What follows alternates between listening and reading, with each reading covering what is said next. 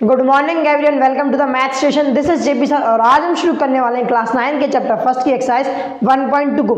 इस वीडियो में ना मैं सारे के सारे जितने भी तुम्हारे क्वेश्चन है 1.2 के सारे सॉल्व कराने वाला हूँ। बड़ी स्पीड से करेंगे, शांति से भी करेंगे, समझ में सब आएगा लेकिन स्पीड तेज रहेगी। तो शुरू करते हैं यार बिना टाइम वेस्ट करें, क्योंकि टाइम इज प्रीशियस। तो क्वेश्चन फर्स्ट क्या है? क्वेश्चन फर्स्ट हमारा ट्रू और फॉल्स है and justify your answer also. मतलब क्या, तूने बोल दिया ये स्टेटमेंट ट्रू है, अब ये स्टेटमेंट ट्रू क्यों है तुझे ये भी बताना पड़ेगा। ठीक है, तो पढ़ते हैं। पहला क्वेश्चन क्या है?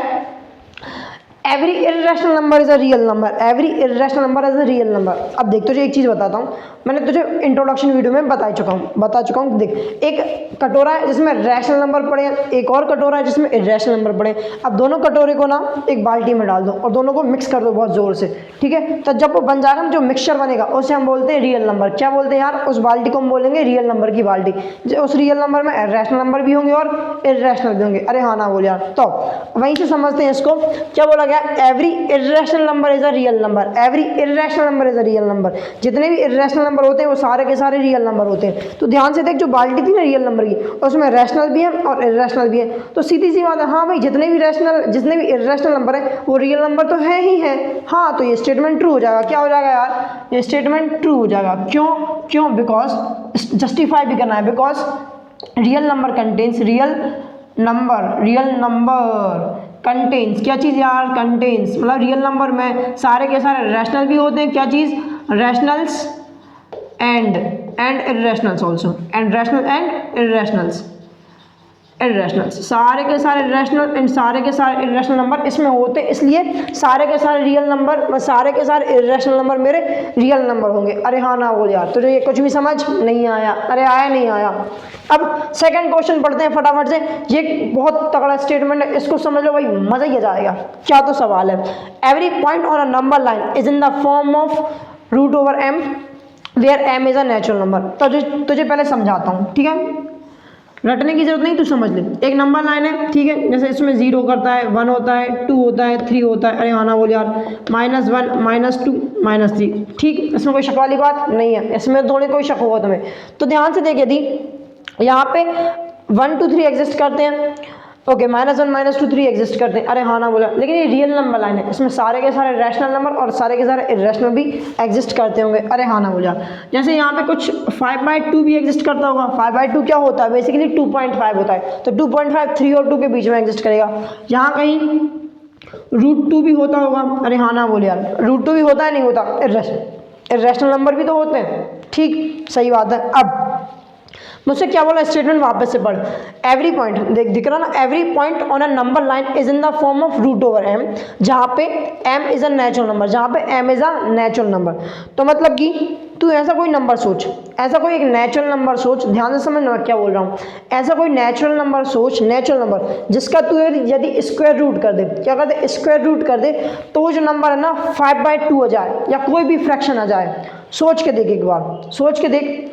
ऐसा नेचुरल नंबर जिसका स्क्वायर रूट करने पे 5/2 या कोई भी P/Q के फॉर्म में आ जाए। P/Q मतलब बोले तो 5/2 या कोई भी फ्रैक्शन आ जाए। क्या आ जाए? फ्रैक्शन आ जाए, इस टाइप में कुछ।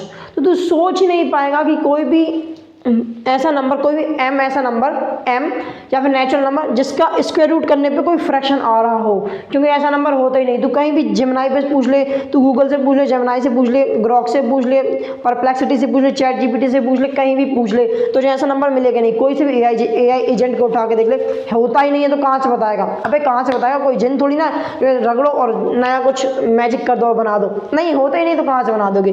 ठीक है, तो भाई सीधी सी बात, तो ये स्टेटमेंट तो फॉल्स हो गया, क्योंकि ऐसे बहुत से नंबर हैं जो अगर रूट के अंदर आते हैं, ऐसे कोई से नंबर होते ही नहीं है, ऐसा कोई नेचुरल नंबर होता ही नहीं है जो रूट के अंदर आए और वो फ्रैक्शन दे दे। मुझे क्या दे दे? फ्रैक्शन दे दे। तो ये स्टेटमेंट क्या हो जाएगा? फॉल्स। क्या हो जाएगा यार? फॉल्स स्टेटमेंट है। क्यों है? बिकॉज ओके, क्या कहते हैं? Square root of any natural number can't be fraction. Okay, yeah, you will. FRATION, हाँ स्पेलिंग आती है मुझे, पिछली बार ना पता नहीं क्या लिख दिया था, एक रिव्यू नहीं आया, एक मेरे बहन ने बोला कि ये क्या लिख रहा है, फ्रैक्शन में कुछ दिख भी नहीं रहा था फ्रैक्शन जैसा, इसलिए मैंने ध्यान दिया थोड़ा सा। चलो लास्ट स्टेटमेंट पढ़ते हैं, every real number is an integer, every real number is an integer. अब रियल नंबर क्या होते हैं, रियल नंबर में सारे के सारे रैशनल होते हैं और इरेशनल भी होते हैं, सारे के सारे रैशनल भी होते हैं। तो आप कैसे कह सकते हैं कि एवरी रियल नंबर, कि सारे रियल नंबर में इरेशनल होंगे? अरे नहीं होंगे यार, क्योंकि रियल नंबर में तो इरेशनल भी होते हैं, तो इरेशनल कैसे होंगे? तो ये स्टेटमेंट भी फॉल्स हो जाएगा। क्या हो जाएगा यार? फॉल्स क्यों हो जाएगा? Because real number contains, real number contains क्या कंटेन्स करते हैं? रैशनल नंबर ऑल्सो, रैशनल क्या चीज़ यार? Rational numbers also, rational number also. बस यही स्टेटमेंट हो गया। मेरे हिसाब से तुम्हें समझ आ गया होगा। आया नहीं आया, एक बार इसका स्क्रीनशॉट ले लो, फिर आगे बढ़ते हैं। फटाफट से स्क्रीनशॉट ले लो या लिख लो।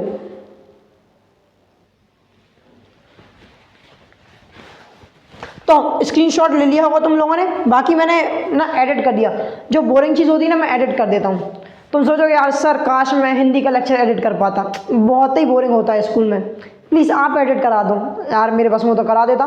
तो देख यहाँ पे करते हैं हमारा, मैंने तो एडिट कर दिया, मैं तो कर सकता हूँ बोरिंग चीज़ को एडिट। तो शुरू करते हैं यार, नेक्स्ट क्वेश्चन नंबर 2 क्या बोल रहा है हमसे, बिना टाइम वेस्ट करे क्वेश्चन नंबर 2 शुरू करते हैं। क्वेश्चन नंबर 2 पूछ रहे हैं आपसे, are the square root of all positive integer irrational?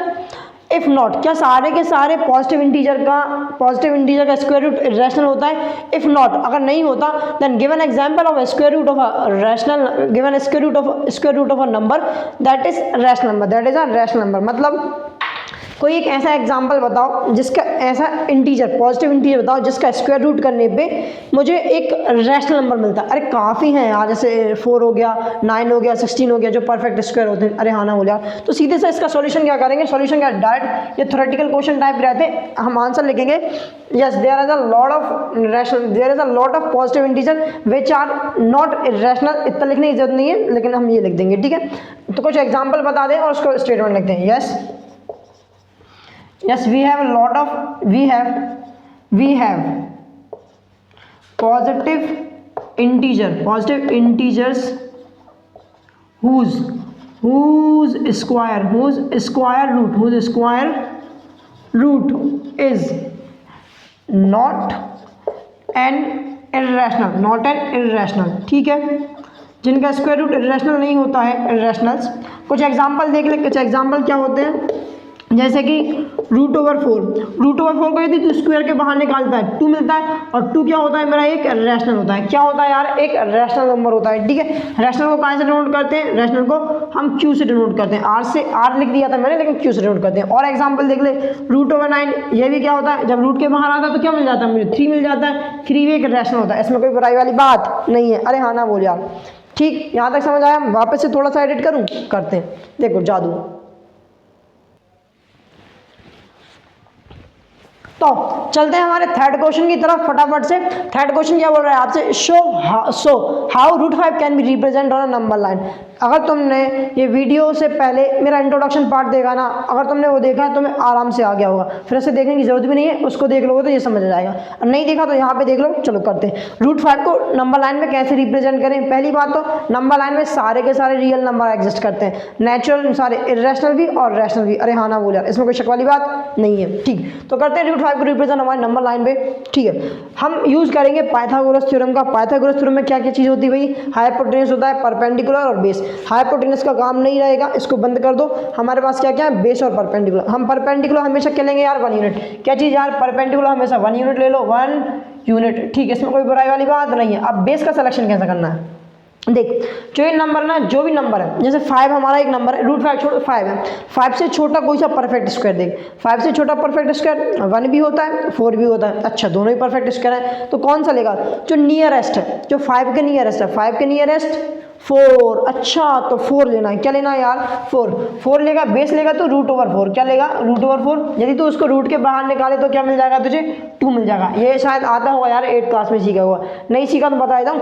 4 को मैं लिख सकता सकता हूँ 2 का स्क्वायर। अरे हाँ ना बोल यार, रूट का मतलब क्या होता है, पावर 1/2। बताऊंगे तुझे, देख ले यहाँ पे देख ले। 4 को लिख सकता हूँ मैं 2 का स्क्वायर, रूट का मतलब होता है पावर 1/2। अरे हाँ ना बोल यार, तो देख जब a पावर n, और ये पता है तुझे a power n bracket m, इसका मतलब क्या होता है a power n multiply by m। अरे हाँ ना बोल यार, तो यही कर दे, a power n bracket m क्या हो जाएगा 2 की पावर 2 मल्टीप्लाई बाय 1/2। तो 2 ने 2 को मार देगा तो बच के जाएगा तेरे पास 2। अरे हाँ ना बोल यार, तो √4 का मतलब क्या होता है 2। अरे इसमें कोई शक वाली बात नहीं है। चल इसे रफ करते हैं फटाक से, आगे बढ़ते हैं। और चलो देखो, तो √4 का मतलब क्या होगा 2 यूनिट। ठीक, इसमें कोई बुराई वाली बात नहीं है। अब इसको प्लॉट कैसे करेंगे मैं बता देता हूँ। पाइथागोरस थ्योरम करेंगे।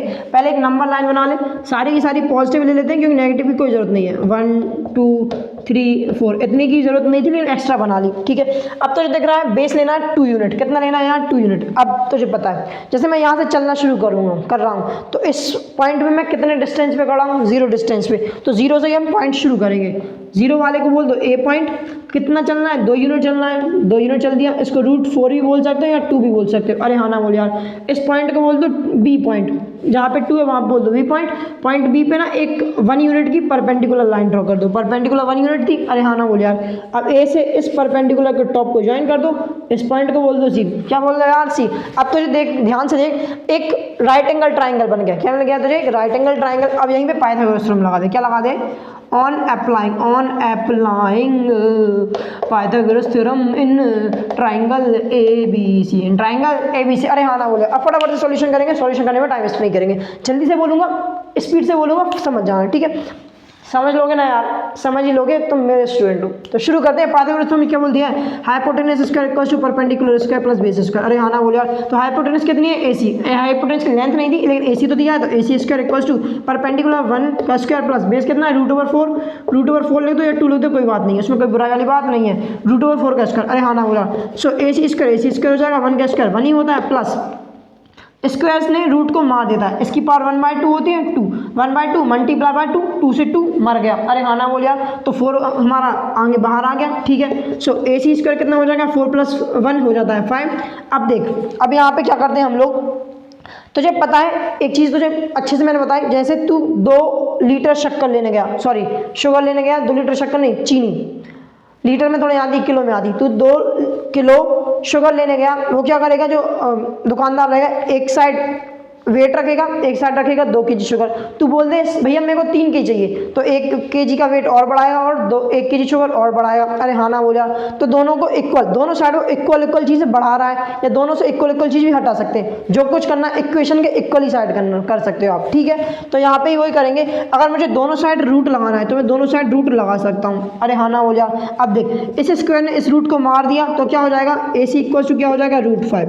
AC क्या हो जाएगा √5। अरे हाँ ना बोला, और हम बेसिकली इसको डायरेक्ट ऐसे करेंगे। कैसे करेंगे, इस स्टेप के बाद हम ऐसे करेंगे, जैसे AC स्क्वायर है, AC स्क्वायर को क्या लिख सकते हो, AC स्क्वायर इक्वल्स टू 5। यहाँ से स्क्वायर हटाओ, यहाँ पे रूट लगाओ, आंसर आ गया AC इज इक्वल्स टू √5। अरे हाँ ना बोल यार, अब जो AC की लेंथ है वो कितनी हो गई √5। अरे इसमें कोई दिक्कत वाली बात नहीं है। अब क्या करो, कंपास लो, जो पिन वाली साइड होती है उसको जोर से पकड़ो और खपाच करके पॉइंट A पे गड्ढा कर दो, और उस पेंसिल को ओपन करो, पॉइंट C पे लगाओ। पॉइंट C पे जो लोगे ना मेजर, AC की मेजर लोगे, हाँ, तो लेंथ कितनी हो जाएगी √5। अब यहाँ से एक आर्क ड्रॉ करना शुरू करो। क्या ड्रॉ करना शुरू करो, आर्क ड्रॉ करना शुरू करो, जो कि रियल नंबर लाइन को कट करे। उस पॉइंट को बोलो पॉइंट P। जो पॉइंट P होगा वो √5 का होगा। कितने का होगा यार, √5 का होगा। हाँ ना बोले यार, तो यहाँ पे लिख दो hence point P is equals to √5। Hence point P equals to √5। अरे इसमें कोई दिक्कत वाली बात नहीं है। अब देख क्वेश्चन 4 में तुझे बता देता हूँ, उसमें आपको ना स्क्वायर रूट स्पाइरल बनाना है। कुछ नहीं करना, जैसा एक चीज़ करी ना वैसे ही करना है। यहाँ बता देता हूँ बाजू में क्या करना है। एक यूनिट की लेंथ खींच, 1 यूनिट की परपेंडिकुलर लाइन खींच, इन दोनों को ज्वाइन कर दे 1 1। इनका देख 1 का स्क्वायर 1 का स्क्वायर 1, तो इसकी वैल्यू क्या जाएगी √2। ये होती है हमारी हाइपोटेनस। इसको पॉइंट A पॉइंट B, यहाँ को P1 बोल दे। अब एक और परपेंडिकुलर लाइन ड्रॉ कर, इसको बेस मान करके। ठीक है, इसको परपेंडिकुलर 1 बोल देना, यहाँ पे ड्रॉ करना, तो ये जो आएगी ना लाइन लेंथ √3 की आएगी। ऐसे करते करते ना तू अपना स्पाइरल बना सकता है। कुछ नहीं करना, ऐसे करते करते 1 यूनिट बढ़ाते जा, एक परपेंडिकुलर लाइन ड्रॉ करते जा, बना दे जाना। उसको तुम खुद कर लेना, क्लासरूम एक्टिविटी थी वो तुम खुद से कर लोगे। ठीक है, मैंने बता दिया। अब देखो सारे के सारे क्वेश्चन खत्म हो चुके हैं। इसी के साथ हम अलविदा लेते हैं, अगली वीडियो में मिलेंगे। फटाफट से, ज़्यादा टाइम वेस्ट नहीं करूँगा, तुरंत वीडियो अपलोड कर दूंगा। मिलते हैं नेक्स्ट वीडियो में, तब तक के लिए धन्यवाद, शुक्रिया, थैंक्स, शुक्रिया, धन्यवाद, खुदा हाफिज़। मिलते हैं नेक्स्ट वीडियो में, और उससे पहले मेरे चैनल को सब्सक्राइब कर लेना, मेरी वीडियो है उस पर लाइक करो, कमेंट करो और उसे शेयर करो ज़्यादा से ज़्यादा। So thank you, bye bye.